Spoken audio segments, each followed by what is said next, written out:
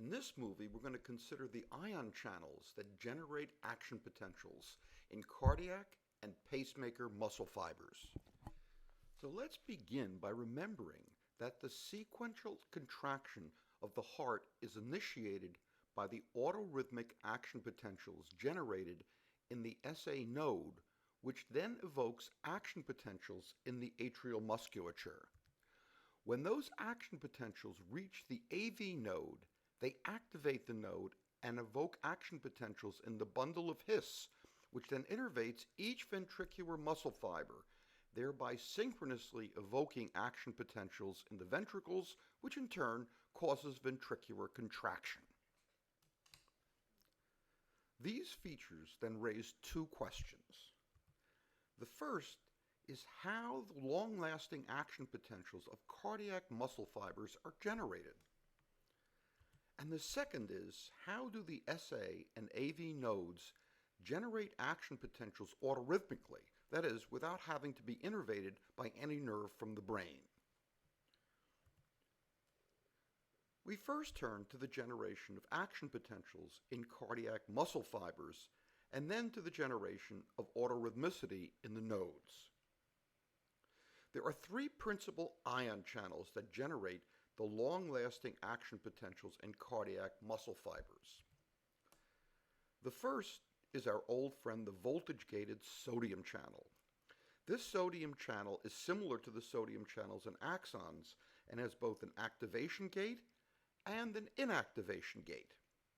The sodium channel will generate the upstroke of the cardiac action potential, just as it does in the action potentials generated in axons. One is inserted in the membrane of the cardiac fiber shown in the lower part of the figure. The second is a voltage-gated calcium channel.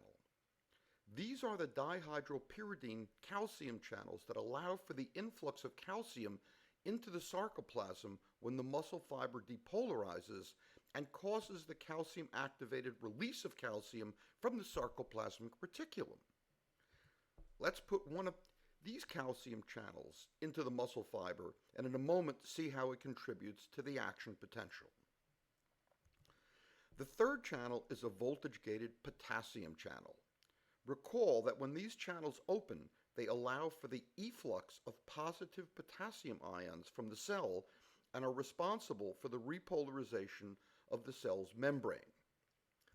The main feature that distinguishes these potassium channels from those in axons is that these open with a much longer delay after depolarization. Indeed, after the muscle fiber is depolarized, it takes about 100 milliseconds before the potassium channels open. Now, one is inserted into the membrane of the cardiac fiber.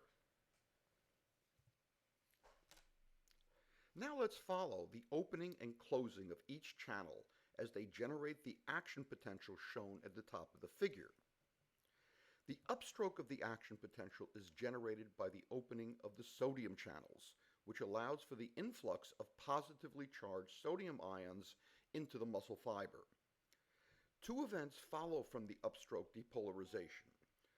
First, the inactivation gates close a moment later, and second, the depolarization opens the voltage-gated calcium channels. The opening of the calcium channels allows for the influx of positively charged calcium ions, and this influx of positive charges is responsible for the plateau or long-lasting portion of the action potential. The calcium channels remain open until the cell repolarizes, since the repolarization then closes the channel. The repolarization, in turn, begins with the delayed opening of the potassium channels, which then remove positive charges from the cell. As the cell repolarizes, the calcium channels close and the gates on the sodium channels reset. The repolarization then causes the potassium channels to close. Remember, all of the channels we have discussed so far are opened by depolarization and closed by hyperpolarization. The action potential is now over, and the cell reverts to its normal resting potential. Remember that the long opening duration of the calcium channels allows for the long influx of calcium into the sarcoplasmin and for sufficiently long contraction to pump blood throughout the body. So the question becomes, how do the pacemaker fibers in the SA and AV nodes generate action potentials, and how is autorhythmicity generated? The answer to this is that the action potentials in pacemaker fibers are due to the opening not of sodium channels, but of calcium channels. And the calcium channels operate in almost exactly the same way as sodium channels. They have an activation gate and they have an inactivation gate. What's more, each action potential is terminated by the closing of the inactivation gate on the calcium channel and the opening of potassium channels that remove positive charges inside of the cell, thereby causing repolarization in exactly the same way they do in axons. Here's a pacemaker fiber, for example, and we insert a calcium channel and we insert a potassium channel. And when the cell depolarizes, the calcium channel opens. You get an influx of calcium, positive charges, depolarizing the cell. A moment later, the potassium channel opens, removing the positive charges, hyperpolarizing the cell, and thereby resetting the channels. Here's how the pacemaker fibers work, and this is what they look like. The spike is due to a calcium spike, and the repolarization is due to the opening of the potassium channels.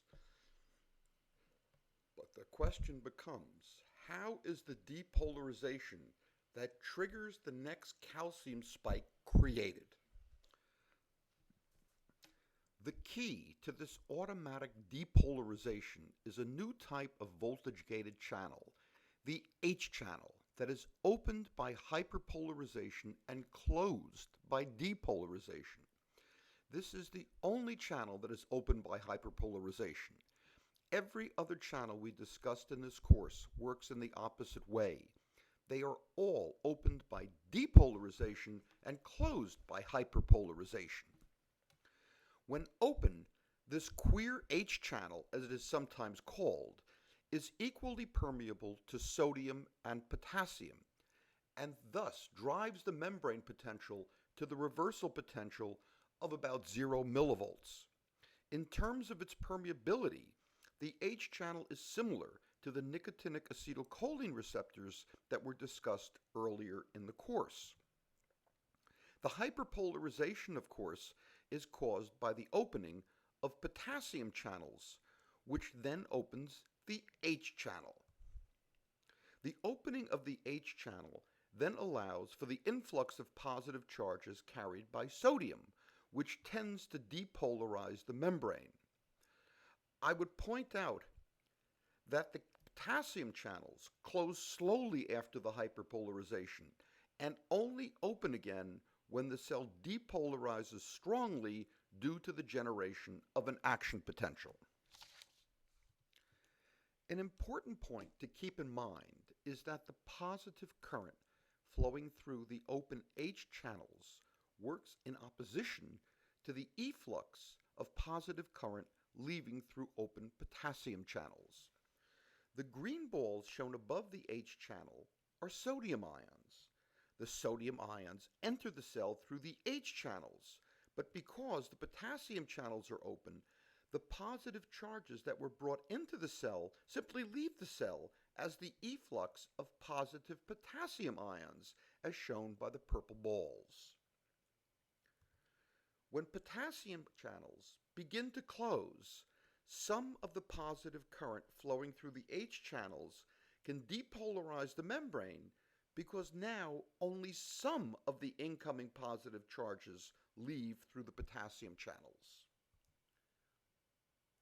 When even more potassium channels close, even more of the positive current flowing through the H channels depolarizes the membrane.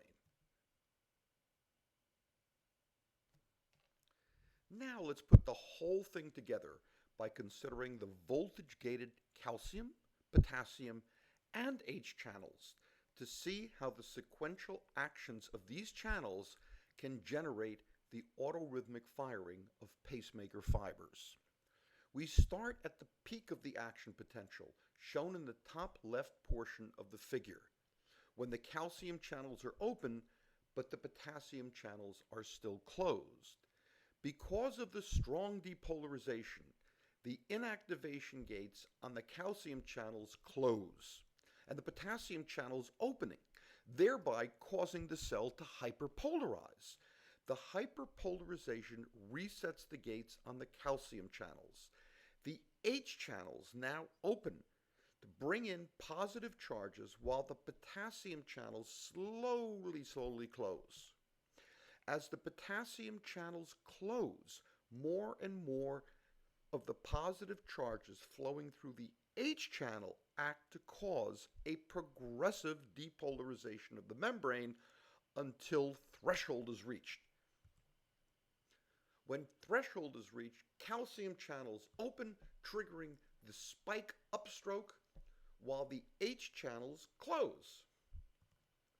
The cycle is now repeated.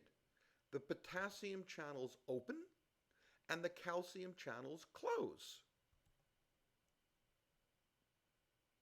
The cell hyperpolarizes. The H channels open, while the potassium channels slowly close. The cell is depolarized to threshold, and another action potential is generated. Hence, the sequential action of the calcium, potassium, and H channels can generate the autorhythmicity seen in pacemaker fibers. And the key channel here, the one that triggers the whole thing, is the H channel.